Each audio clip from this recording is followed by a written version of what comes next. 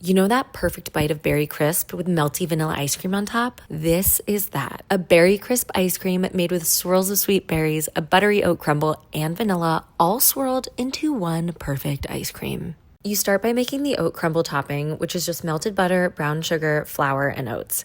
Mix everything together, then pour it into a lined baking sheet and bake it in the oven until it's perfectly golden brown. And fair warning, this stuff is addicting. Like, you might just find yourself eating it straight from the pan. While that cools, you make your vanilla ice cream base. I went for a no-churn ice cream this time, which means it doesn't need an ice cream machine.